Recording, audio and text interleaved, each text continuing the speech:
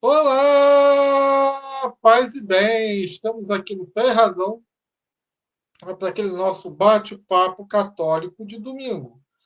E teve um bate-papo no meio da semana, né, que eu estava falando que tem coisas dentro da igreja que eu não entendo e aceito.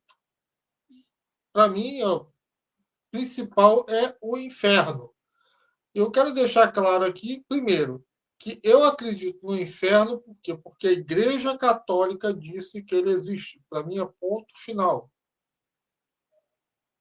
A minha fé apostólica, né, mesmo que eu não compreenda, né, plenamente o porquê do inferno, o sentido do inferno, a lógica do inferno, eu acredito porque a Igreja disse que existe. Ponto final.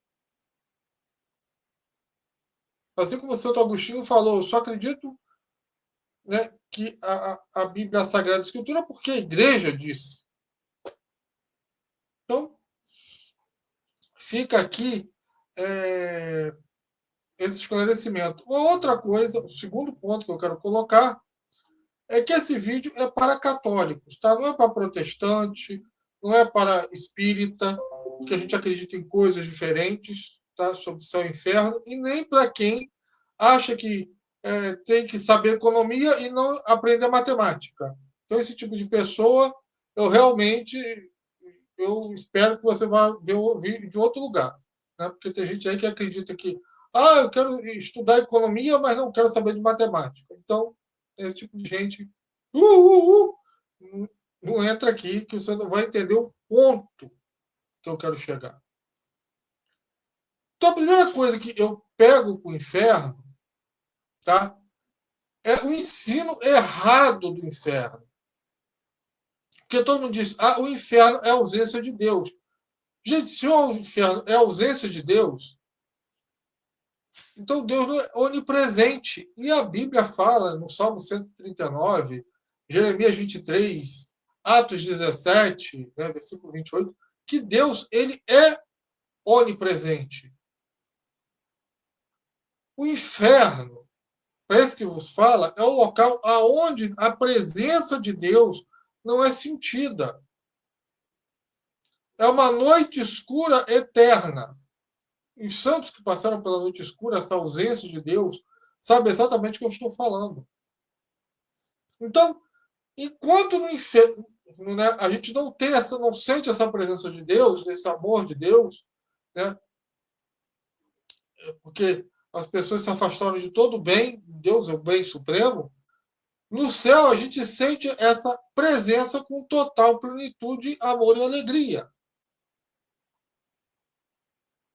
E a gente sofre no inferno pela ausência de Deus porque a gente foi feito para Deus. O nosso coração fica inquieto se não descansa em Deus. E aí, quando a gente não tem Deus, né,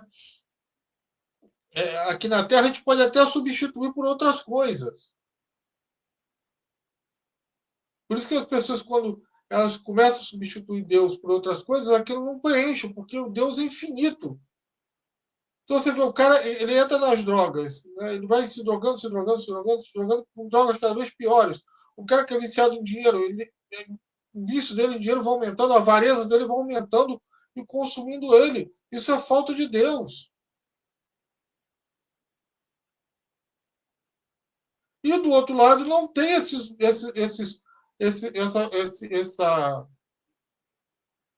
bens materiais para suprir. Então o cara fica num vazio, numa abstinência, né, eterna.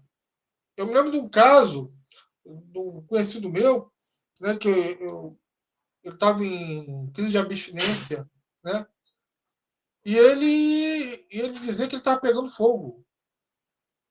O sentimento dele era esse, que ele estava pegando fogo. Então, né, dito isso, né, eu espero que a gente não fica dizendo o inferno é onde Deus não está. Não, Deus está em todo lugar, ele é onipresente.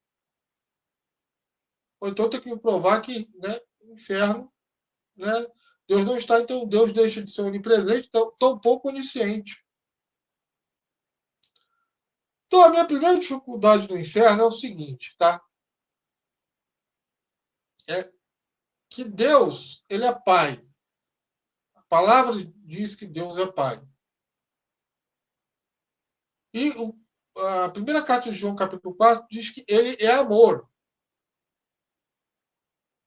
E outro ponto, Isaías 40, 20, né, diz que Deus é eterno. Quer dizer, Deus não muda, ele sempre existiu. E outro ponto diz que o inferno é eterno. Né? Está lá em Mateus 25, 41, né? O capítulo 25 de Mateus diz que o inferno é eterno. Né? A segunda carta de Tessalonicenses, capítulo 9 também. Então, se não te assusta isso, de Deus ser eterno e o inferno ser eterno, você não entendeu o que é eternidade. Quer dizer que antes do diabo ser criado, já existiu o inferno.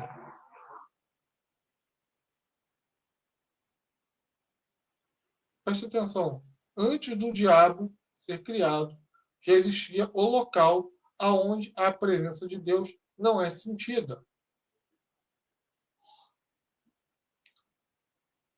Em todos esses, né? Mateus 25, 41, que o fogo eterno destinado ao demônio e seus anjos. Ele já era destinado aqui. Né? A função do inferno era para quê? Para os demônios e seus anjos. Os anjos, antes, teve um período antes, que eles não conheciam a Deus. Eles não tinham esse. Né? E aí aquela velha disputa entre Miguel, né, e o diabo.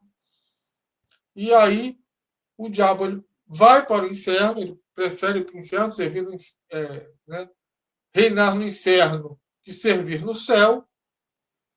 Então isso aquilo é destinado para ele. É um lugar de tormento indescritível. Tá? É um castigo de punição, não é de correção.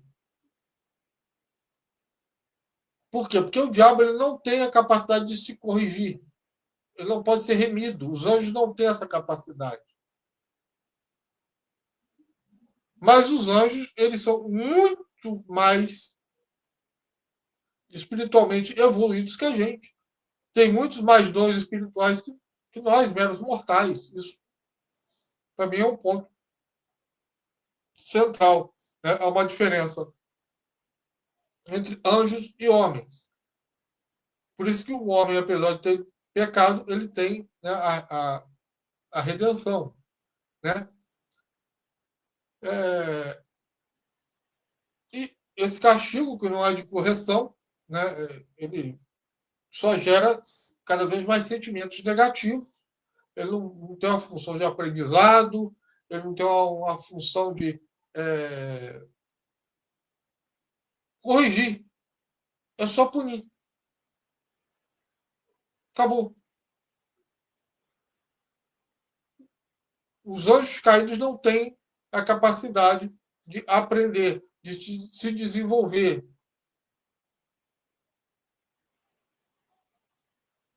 Entendeu?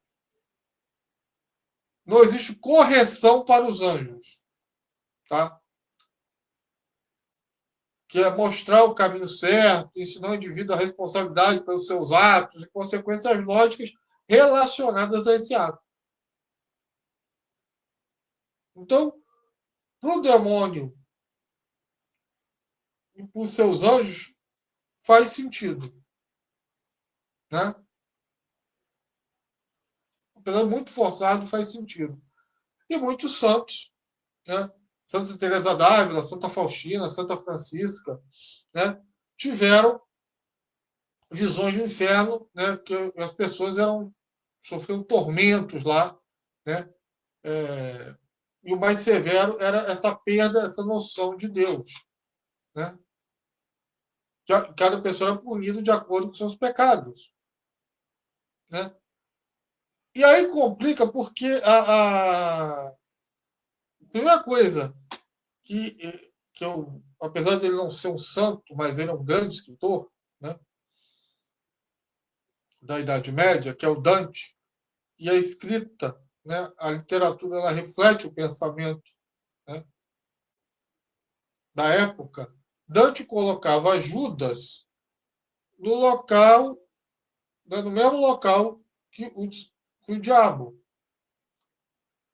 Judas ele era devorado pelo diabo, né,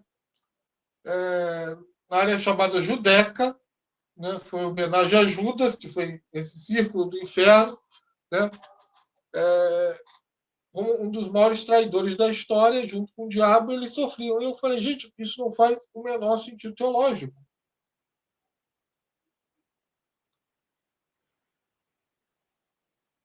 Porque a traição do demônio não se compara à da de Judas.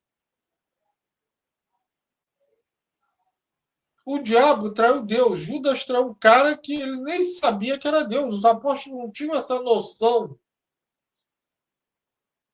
que Jesus era Deus. Ah, Cláudio, mas está na Bíblia. Não. A Bíblia não é o meu querido diário.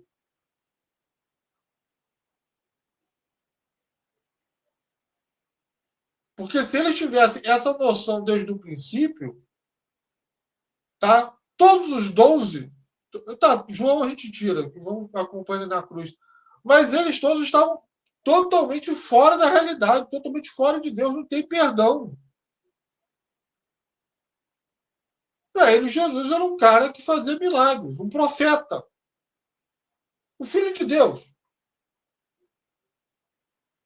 Apesar, né, da plenitude dessa palavra ainda não entrar na cabeça dos caras. Por causa do pecado original, que eu vou tocar mais adiante. Mas entenda a literatura da época. E era uma literatura tão, assim, que eu achava o inferno tão errado dentro da literatura europeia, que o próprio São Tomás de Aquino, eu me lembro uma frase dele, que ele diz que para que os santos possam desfrutar de sua beatitude e de graça de Deus, mais abundantemente, lhe é permitido ver o sofrimento dos condenados do inferno. Eu fiquei horrorizado com essa frase de São Tomás de Aquino. Eu fiquei, gente do céu, quer dizer que os santos desfrutar melhor, eles, né, Deus abre a janela, olha, vocês estão vendo ali o inferno, aqueles caras tudo sofrendo. Que legal. Tem até, dentro da literatura, né, uma coisa bem similar dos irmãos Grimm, que é o fuliginoso irmão do diabo, né, que o cara é encarregado dos caldeirões do inferno, e aí ele encontra dentro dos caldeirões, né, pessoas que fizeram ele sofrer, né, e ele joga mais lenha na fogueira dos caras.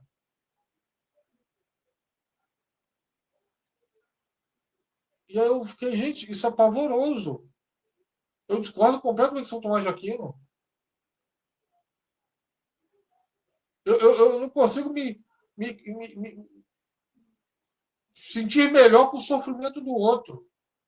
Por pior que a pessoa seja. Mas eu entendo que isso é um sentimento europeu.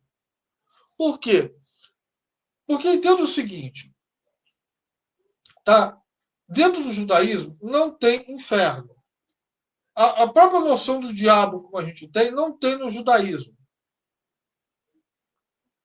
O diabo ali aparece no livro de Jó, né, explicitamente, e depois aí veio, né, o catolicismo e colocou, né, lá João dizendo, olha, o diabo, que era a antiga serpente, agora é um dragão e blá blá blá, mas não tem esse peso no Antigo Testamento. Não tem inferno para o judeu. Tá? Aonde é que tem isso? Onde é que você vai ter essa mitologia, né, de uma mulher engravidando de deuses, ou de Deus, ou um tormento eterno? É dentro da mitologia grega. É Zeus que vem, né? Encobre aquela mulher da Hércules, da Perseu, toda essa turma mitológica, né? Com a diferença que Jesus não é um semideus, ele é Deus, é uma pessoa divina que tem uma natureza humana, mas ele não é semideus. E aí você tem o Hades, que é o local de punição daquelas pessoas que se comportaram mal. E as pessoas ficavam lá eternamente. Não tinha redenção. Então, dessa costura, desse Frankenstein de mitologia judaica com mitologia grega, é que surge ali o cristianismo. Tá? O próprio pensamento de doenças eram causadas por demônios não é o pensamento judaico, isso é uma coisa da Babilônia.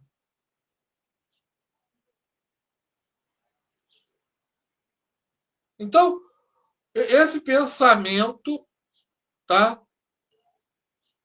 Ele vem da onde? Da mitologia grega.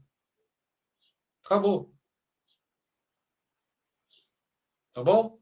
É desse sincretismo entre judaísmo e mitologia grega que sai o cristianismo. Por isso é que o cristianismo ele entra dentro da Europa, dentro do domínio romano, com muita facilidade. Eles entendem aquela linguagem. Coisa que o judeu, ele olha, gente, isso aqui é um monte de abóbora. Pelo amor de Deus. E aí vem a grande revelação, vem o diabo, um ser, né, que vai contra Deus. Isso é um absurdo nas religiões como judaísmo e candomblé, ao qual, como é que uma criatura pode pensar em ser contra Deus? Se você pega dentro do judaísmo, o diabo ele nada mais é que um auxiliar, é um cara que vai lá e suja as mãos para Deus, porque no Antigo Testamento Deus ele era meio mafioso. Ele não era o antagonista, ele era o acusador. Aí depois é que vem a noção que ele vem para roubar, matar e destruir, ele era o pai da mentira. Isso é tudo Novo Testamento. Este ente diabólico, tá? Que realmente ele vai para o inferno, né? Tal. E aí, que aí vem me pegando, porque eu estou falando, ó, você tem o diabo, né? O inferno eterno foi feito por o diabo e seus anjos, tá? E aí vem a proporcionalidade da pena. Porque, gente, por mais coisas erradas que a gente faça, tá? A vida da gente é muito breve comparado com a eternidade. A pena é desproporcional. Desculpa. Você pode pegar o pior ato de qualquer ser humano, depois de Adão.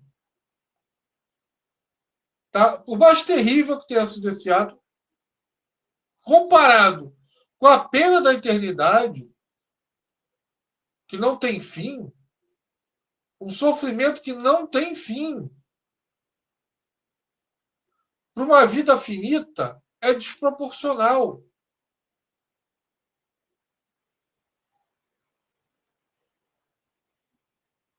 Entendeu? Ali você não tem mais correção. Ali é só punição. É um castigo punitivo. E aí vem o seguinte: eu vou botar aqui para vocês o seguinte problema.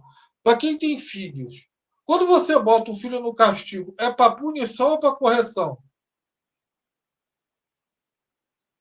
Pensa só nisso. Entendeu?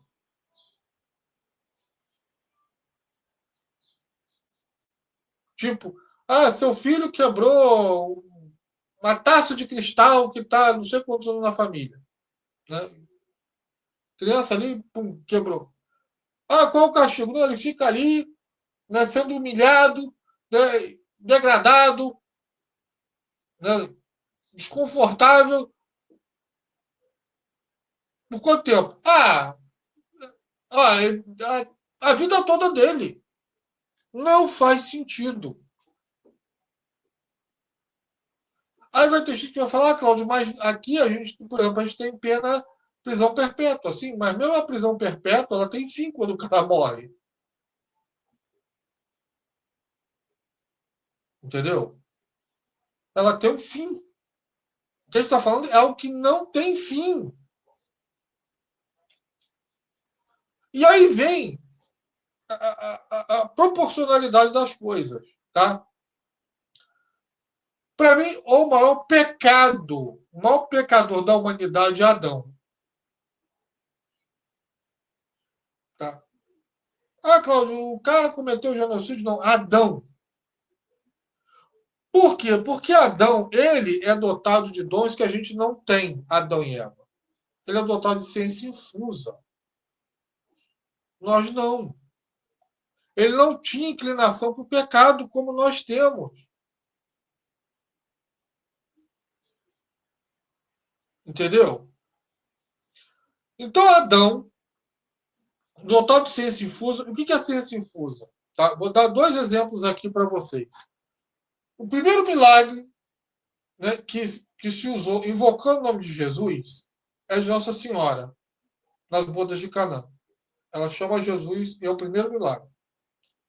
Nossa Senhora faz isso por quê? Porque ela, sendo cheia de graça, ela tem o dom da ciência infusa. Depois de Adão e Eva, as pessoas de natureza mera humana, só Nossa Senhora, né? Jesus Cristo tem, mas é outros 500. Tá? Jesus Cristo é outro patamar. Mas Nossa Senhora ela tem ciência infusa.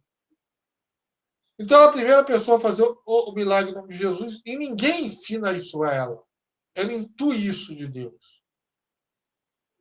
Nossa Senhora está de pé diante da cruz, porque ela sabe que no final ela intui aquilo. Entendeu? Ela tem essa intuição, essa revelação das coisas de Deus, essa intimidade com Deus, que a gente não tem noção. O amor dela por Deus é tão perfeito que supera os anjos. Tá? Os apóstolos. Jesus manda e fala para eles: vocês vão lá e fazem milagre no meu nome. Eles vão lá e fazem milagre no nome de Jesus.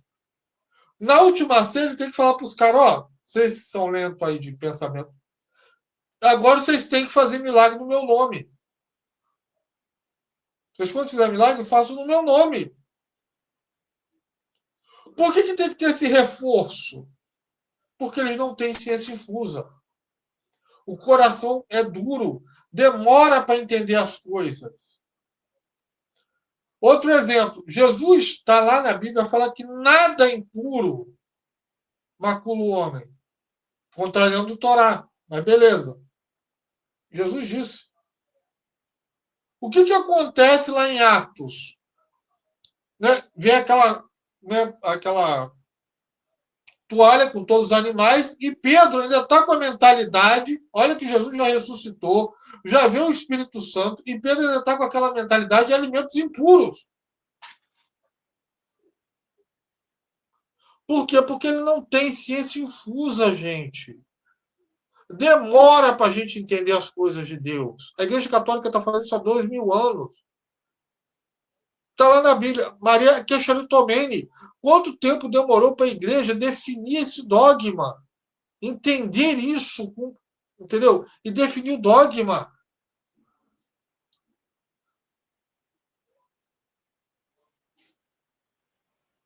Entendeu? Então, o que Nossa Senhora entendia assim, no estalo de dedos,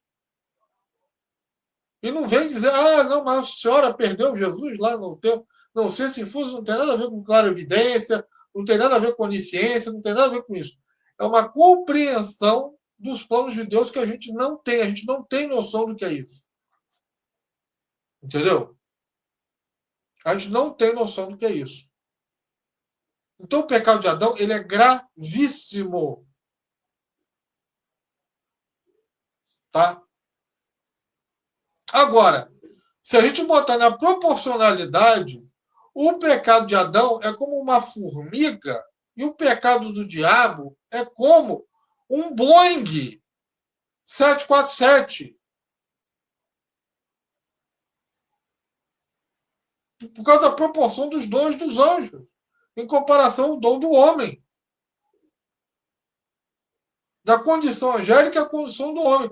O diabo é como se fosse um Boeing e o pecado de Adão é uma formiga. E o pecado de Judas é muito, infinitamente menor que o pecado de Adão, porque, cara, Judas não traiu Deus da cabeça dele. E aí o que diz? O que as pessoas colocam? Tá? Apesar, tá, que não tem uma doutrina explícita na fé católica sobre isso. Não tem. Mas há certa tradição e certa interpretação que diz que Jesus remiu Adão. E Judas foi para a perdição.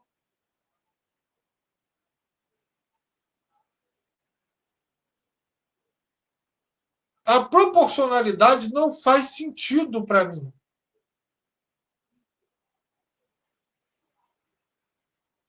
Entendeu? Aí vai vir, não, mas Judas conheceu Jesus pessoalmente, sim, e Adão falava com Deus pessoalmente. Ele caminhava com Deus pessoalmente, com muito mais intimidade que Judas. Ao qual, para Judas, Jesus não era Deus. Nenhum dos apóstolos tinha essa visão de Jesus Deus antes da ressurreição. Entendeu? A proporcionalidade do negócio. Se eu estou errado, por favor, venha algum irmão católico e me corrija aqui.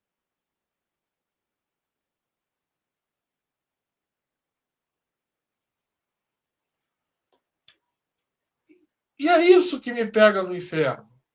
É que a pena não faz sentido com a proporcionalidade do pecado. É por isso que eu sempre penso na minha cabeça, mas isso é uma convicção minha, que o inferno deve ser uma repartição pública. Existe, mas não funciona. Eu assim espero. Assim como eu espero que Jesus leve todas as almas para o céu. Por isso que eu rezo o terço. Porque não cabe na minha cabeça um Deus que é Pai, um Deus que é amor, um Deus que, né, que, que olha para a miséria humana, a confusão que é o sentido da vida humana, todas as desvantagens que a gente tem. Eu acho, não, olha, ele vai lá para o mesmo lugar que aquele cara ali que, né, que o diabo, que teve muito mais vantagem do que ele. Entendeu?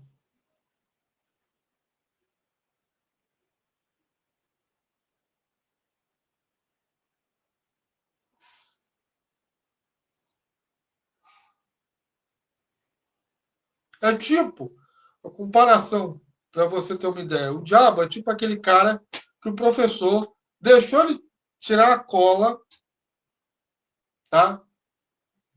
Ó, tá aqui a cola da prova, é essa aqui, tá? Tá aqui né? Só você copiar isso aqui. E o diabo, não, a cola do professor não aceita. Vou fazer do meu jeito.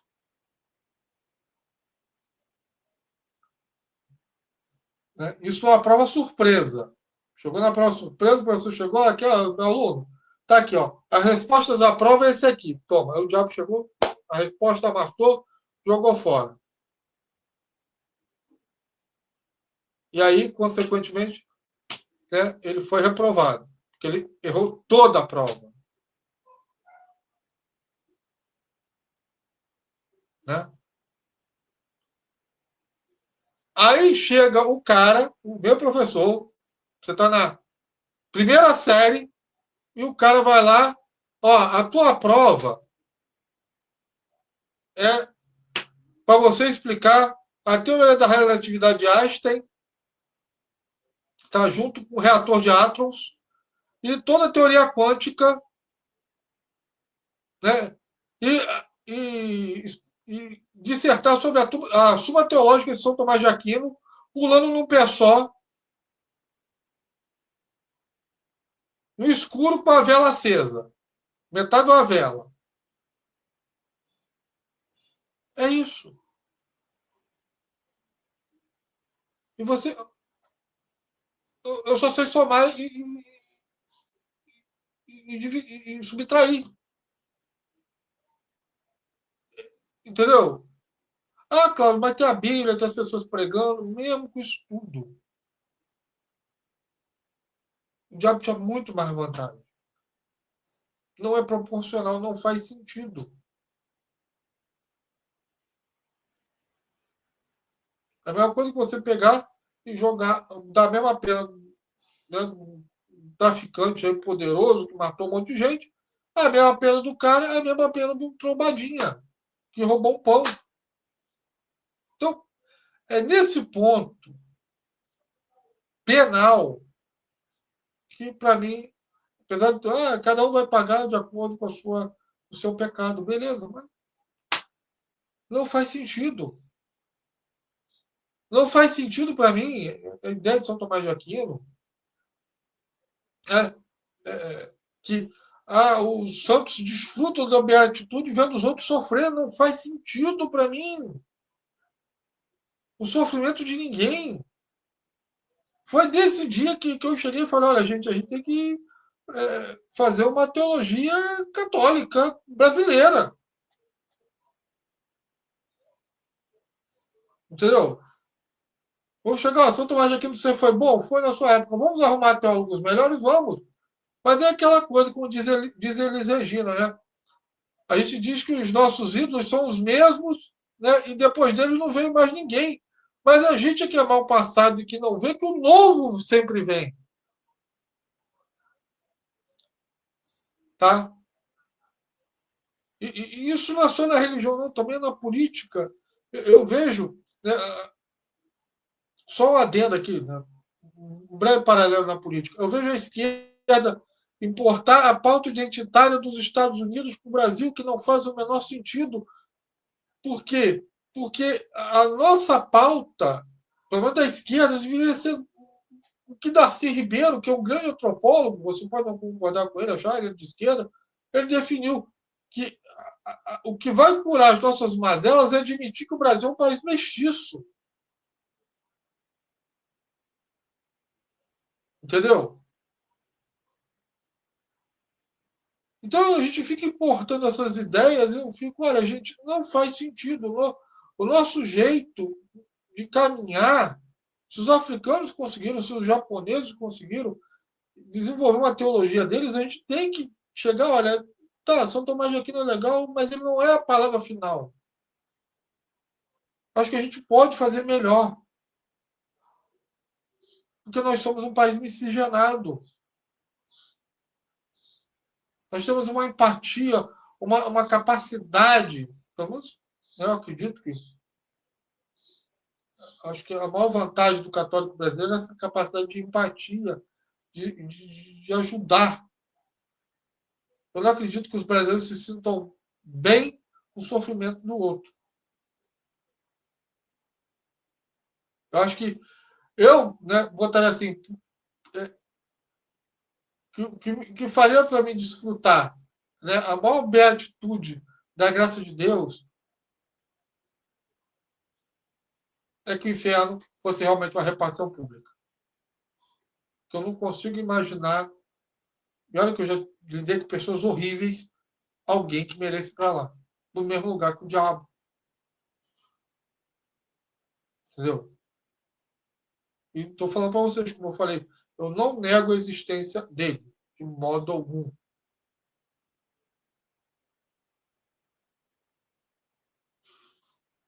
Eu só não entendo o sentido. Muita gente fala, é para que botar medo? Nós somos o quê? Infantis? A gente serve a Deus por medo do inferno? Então, desculpa, a gente é escravo. Ou porque a gente quer recompensa, então a gente é mercenário. A gente tem que fazer as coisas por amor. Acabou. Mas esse é meu pensamento. Né? Deixo aí vocês aí, né, a reflexão desse domingo. Né? Se você gostou, compartilhe nas redes sociais. Se você não gostou, bote aí seus comentários. Claudio, eu acho que é um monte de besteira. Todo mundo tem que sofrer. Eu gosto de ver o sofrimento do outro, entendeu? Né? É a justiça, entendeu? O mocinho matou o bandido e essas coisas todas. Entendeu? Beleza. Pode botar o que você quiser. E aí a gente vai, né, discutindo isso aos poucos. Mas para pensar nisso. Tá aí o Pix passando aí, então apoia-se. Paz e bem para todo mundo e até a próxima. Amém.